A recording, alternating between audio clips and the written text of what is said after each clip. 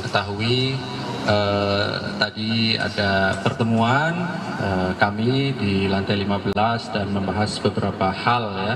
Dan nanti pada kesempatan ini akan disampaikan yang pertama oleh pimpinan KPK Pak Johanis Tanak, dan nanti dilanjutkan dari pihak Puspom TNI. Kami silahkan juga untuk menyampaikan beberapa hal diskusi dan pembicaraan yang tadi sudah dilakukan antara KPK dengan pihak Puspom TNI. Kami silahkan Pak Johanis Tanak. Baik, terima kasih atas kesempatan diberikan kepada saya. Assalamualaikum warahmatullahi wabarakatuh. Selamat sore, salam sejahtera bagi kita semua. Om Swastiastu, Namo Buddhaya, salam kebajikan. Rekan-rekan wartawan, wartawati yang saya hormati, saya cintai dan saya banggakan, pada hari ini KPK bersama TNI yang dipimpin oleh para Kapus POM TNI beserta rekan-rekan. Kami tadi di atas sudah melangsungkan audiens terkait dengan penanganan perkara di Basarnas yang dan yang dilakukan tangkap tangan oleh tim dari KPK. Dalam pelaksanaan tangkap tangan itu ternyata tim mengetahui adanya anggota TNI, dan kami paham bahwa tim penyelidik kami mungkin ada khilafan, ada kelupaan bahwasanya manakala ada melibatkan TNI harus diserahkan kepada TNI, bukan kita yang tangani, bukan KPK. Karena lembaga peradilan sebagaimana diatur dalam Undang-Undang Nomor 10, Pasal 10 Undang-Undang Nomor 14 tahun 1970 tentang pokok-pokok peradilan itu diatur ada 4 lembaga peradilan: peradilan umum, peradilan militer, peradilan tata usaha negara, dan peradilan agama. Nah, peradilan militer tentunya khusus anggota militer. Peradilan umum tentunya untuk sipil. Nah, ketika ada melibatkan militer, maka sipil harus menyerahkan kepada militer. Di sini ada kekeliruan kehilafan dari tim kami yang melakukan penangkapan. Oleh karena itu kami dalam rapat tadi sudah menyampaikan pada teman-teman TNI, kiranya dapat disampaikan kepada Panglima TNI dan jajaran TNI. Atas kekhilafan ini kami mohon dapat dimaafkan, dan ke depan kami akan berupaya kerjasama yang baik antara TNI dengan KPK dan aparat penegak hukum yang lain dalam upaya penanganan pemberantasan tindak pidana korupsi. APH, aparat penegak hukum, dalam penanganan perkara tindak pidana korupsi yang saat ini dipahami hanyalah kejaksaan dan kepolisian. Padahal dalam proses penanganan perkara korupsi, aparat penegak hukum juga termasuk tentunya TNI. TNI adalah termasuk aparat penegak hukum, dan bukan hanya dalam konteks perkara korupsi. TNI itu adalah penegak hukum. Dalam konteks tentang perikanan, TNI juga adalah aparat penyidik dalam penanganan perkara perikanan.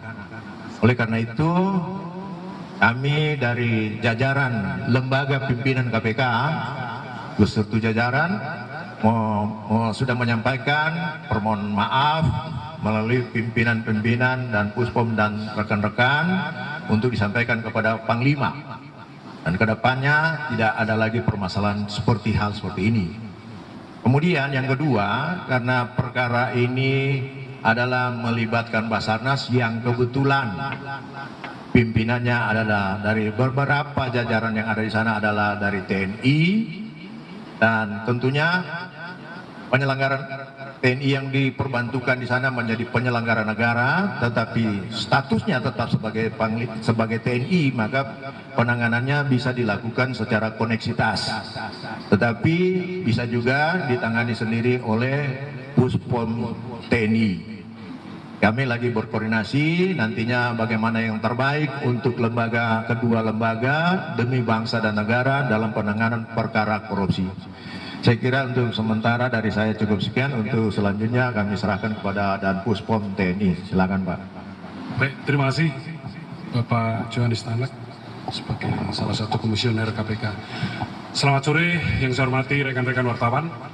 Jadi tadi sudah disampaikan kita mengadakan pertemuan di atas terkait dengan kejadian atau tindak pidana korupsi yang terjadi di Basarnas. Jadi kita aparat penegak hukum KPK maupun dari lingkungan TNI adalah polisi militer dalam hal ini, kita berkoordinasi untuk penyelesaian permasalahan ini agar lebih baik lagi. Mekanisme-mekanisme di lapangan yang mungkin ada celah, ada kekurangan, itu akan kita perbaiki bersama.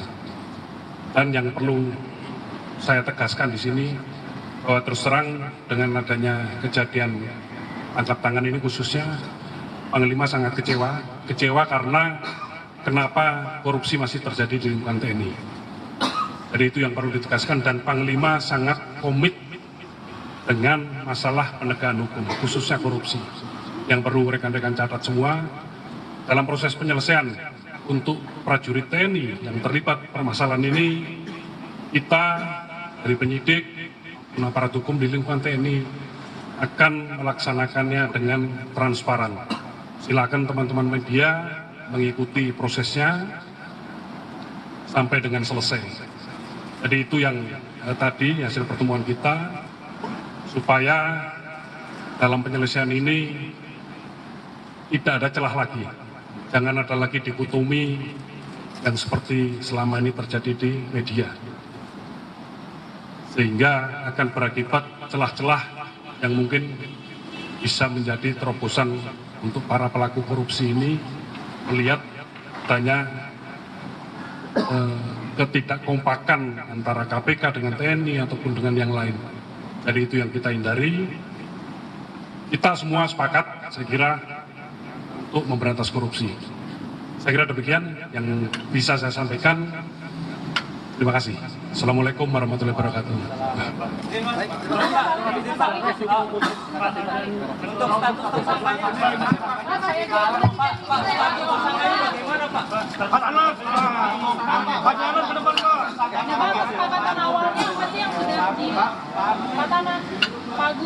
Boleh sedikit pakai sedikit ya Pak. Dia apakah ini diberikan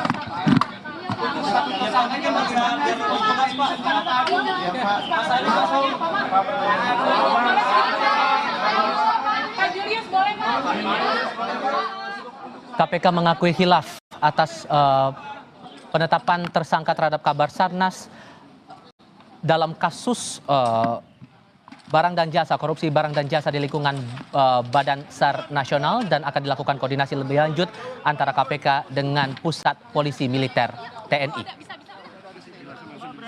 Berarti nggak melibatkan KPK nanti ya Pak ya? Kalau di Puspom TNI... Dan sejauh ini dari Pusat Polisi Militer juga mengaku akan melakukan koordinasi lebih lanjut dan memastikan tidak ada celah korupsi kembali di tubuh TNI sesuai dengan amanat Panglima TNI. Mobil mau nabrak.